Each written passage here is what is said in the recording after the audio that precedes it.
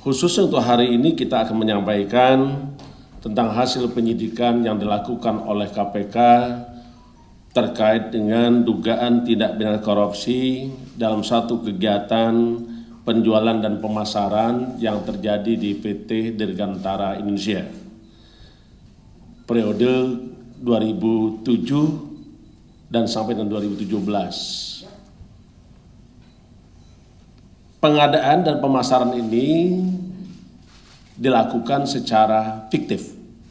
Itu yang pertama yang ingin kami sampaikan.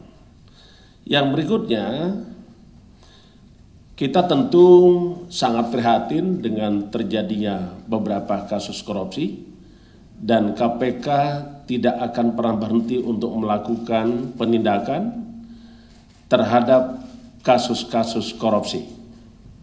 Dan juga dilakukan dengan upaya pencegahan dan juga dilakukan dengan upaya pendidikan masyarakat. Saya kembali kepada perkara yang terjadi di PT DI. Pada awal tahun 2008, tersangka atas nama BS ini sebagai Direktur Utama PT Dirgantara Indonesia yang bersama-sama dengan tersangka IRZ selaku Asisten Direktur Utama bidang bisnis bersama-sama dengan para pihak yang lain melakukan kegiatan pemasaran penjualan di bidang bisnis di PT Dirgantara.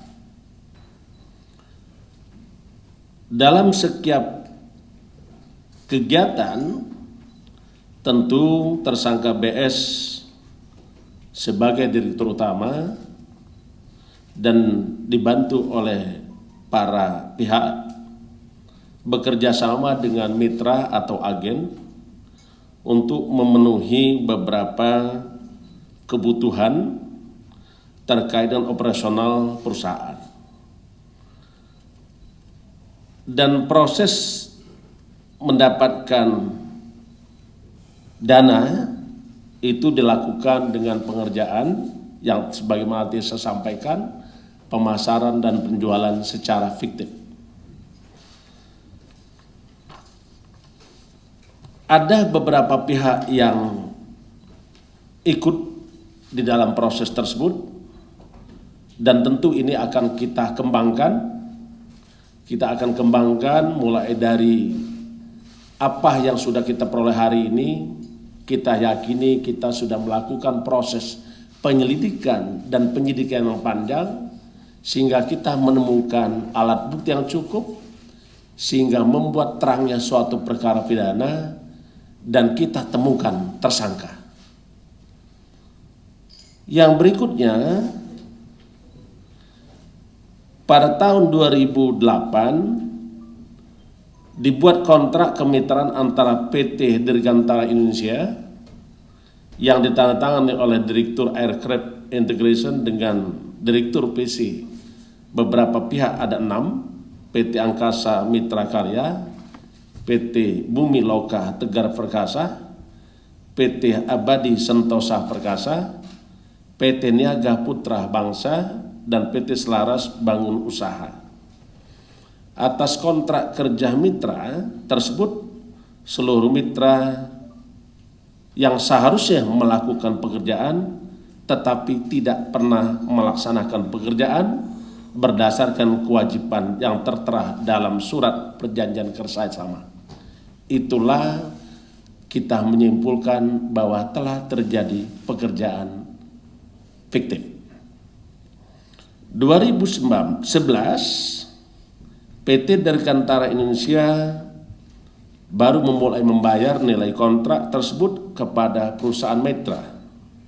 Setelah menerima pembayaran dari pihak pemberi pekerjaan selama tahun 2011 sampai 2018, jumlah pembayaran tersebut dilakukan oleh PT Dirgantara kepada 6 perusahaan yang nilainya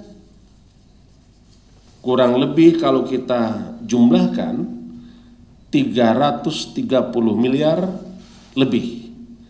terdiri dari pembayaran uang rupiah 205 miliar 363 juta lebih dan uang berupa falas asing 8,6 juta. Kalau kita setarakan dengan 14.500 per dolar, maka nilainya 125 miliar 438 juta 702.500. Sehingga akibat perbuatan para pihak tersangka, negara dirugikan kurang lebih 330 miliar. Nah, tentu kita bertanya, kerugian negara kurang lebih 330 miliar itu di masa pandemik yang sekarang dengan program bantuan sosial yang kurang lebih per kakak 600.000 mulai bulan April, Mei, dan Juni, sementara nanti bulan Juli, Agustus sampai Desember 300.000 perkara, maka nilai uang kerugian negara sebesar 330 miliar kalau kita bagikan untuk bantuan sosial, maka akan menyelamatkan warga kita kurang lebih 1.100.000 kakak.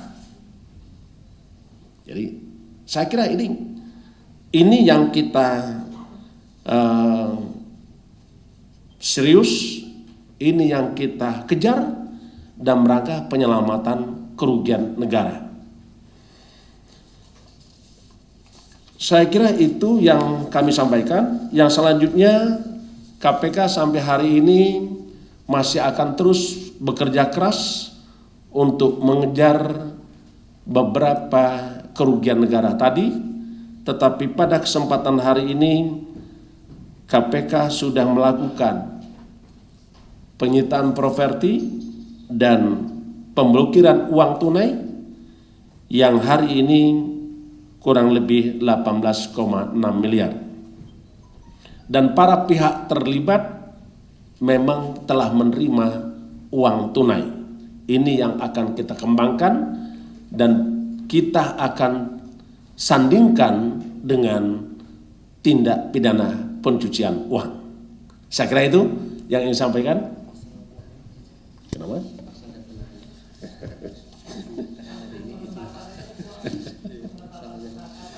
Ada harus disampaikan ya. Itu yang baik. Untuk tersangka atas nama BS dan ERZ, kita telah lakukan penahanan mulai hari ini tanggal 12 Juni 2020 dan berlaku sampai dengan 20 hari ke depan dan dapat diperpanjang. Saya kira itu para tersangka dapat diduga telah melakukan tindak pidana korupsi yang mengakibatkan kerugian negara, melanggar pasal 2 dan atau pasal 3 Undang-Undang 3199 tentang pemberantasan tindak pidana korupsi sebagaimana telah diubah dengan Undang-Undang Nomor 20 Tahun 2001. Yonto